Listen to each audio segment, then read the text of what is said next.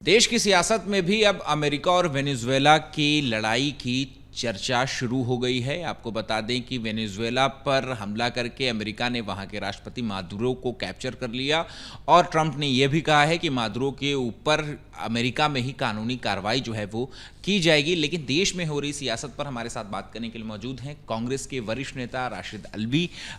Sir, अब देश की सियासत में भी अब अमेरिका वेनेजुएला की लड़ाई की चर्चा जो है वो हो रही है, अलग अलग तरीके के बयान सामने आ रहे हैं। आपकी तरफ से सर क्या कैसे देख रहे हैं इस पूरी घटना को? देखिए, इस बयान पे पूरी दुनिया में चर्चा हो रही है, लेकिन भारत खामोश है। भारत का प्रधानमंत्री खामोश है, भारत की सरकार खामोश है।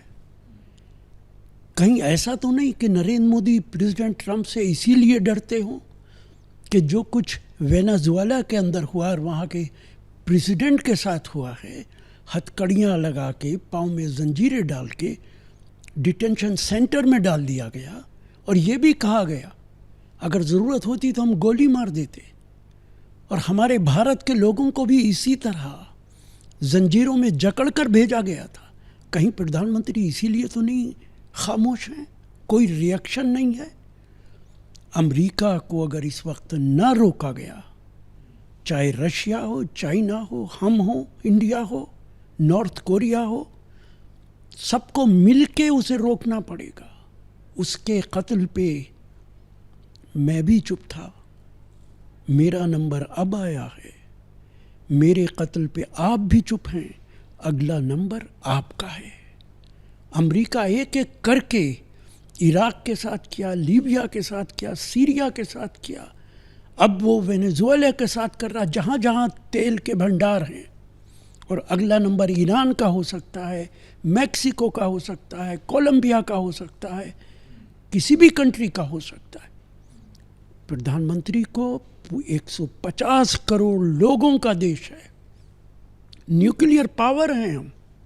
हम आंखें बंद करके अपने प्रधानमंत्री के साथ खड़े हैं, लेकिन अब अपना प्रधानमंत्री डरपोक प्रधानमंत्री बर्दाश्त नहीं करेंगे।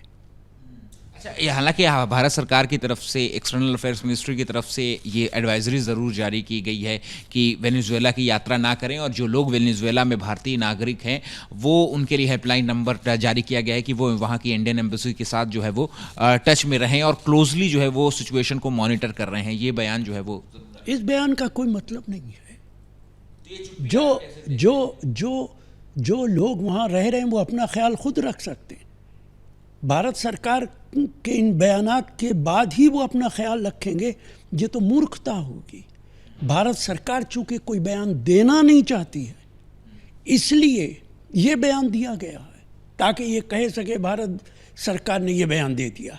इस बयान का कोई मतलब नहीं। इससे तो ऐसा ही लगता है कि प्रधानमंत्री डरे हुए हैं, खौफजदा हैं।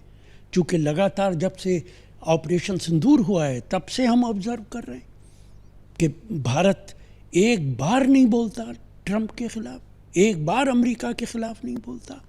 मैं बड़े अदब से अपने प्रधानमंत्री से कहूँगा, पूरा देश आपके साथ है, किस लिए डरे हुए हैं आप, किस लिए खौफजदा हैं?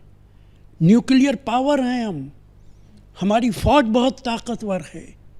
आपको तुर्की बतुर्की जवाब देना चाहिए अमेरिका को। और ये तो प्रधानमंत्री बताएंगे उन्हें क्या डर है। लेकिन जिस तरीके से इस वाक़ये के बाद भी प्रधानमंत्री खामोश हैं, वो चिंता की बात है। इसराइल तो तारीफ़ कर रहा प्रेसिडेंट ट्रंप की, लेकिन भारत की जो संस्कृति रही है, हमारा जो कल्चर रहा है, हम कभी ऐसे किसी कदम की तारीफ़ नहीं कर सकते। प्रधानमंत्री को आगे बढ़ के इस वाक़ये को कंडम करना चाहिए।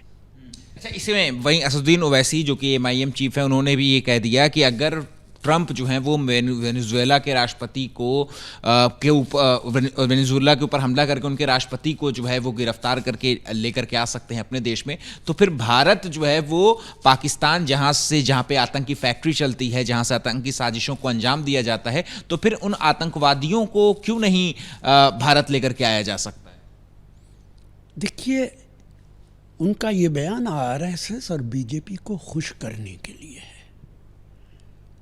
ऑपरेशन सिंदूर की तो वो तारीफ पूरी दुनिया में करने गए थे, फिर किस बात की तारीफ करने गए थे? भारत सरकार तो यही कह रही है कि हमने आतंकियों को वहाँ मारा है, तो और उसकी तारीफ करने के लिए वो पूरी दुनिया में गए थे। तो आज ये सवाल क्यों उठा रहे हैं वो?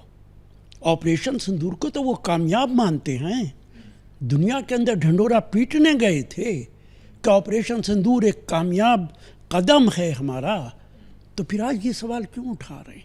वहाँ तो आतंकवादी मारे गए, ये सवाल तो हमने उठाया था कि ऑपरेशन सिंदूर आपने किस लिए किया था? क्या कुछ इमारतें गिराने के लिए किया था? मैंने ही पूछा था कि क्या हाफिज सईद को मार दिया कि जिंदा है? आपने कहा था घर में घुस के चुन चुन के मारेंगे, तो हाफिज सईद को मारा कि नहीं मारा? सलाउद्दीन जिंदा तो नहीं है, कि दाऊद इब्राहिम को छोड़ा तो नहीं?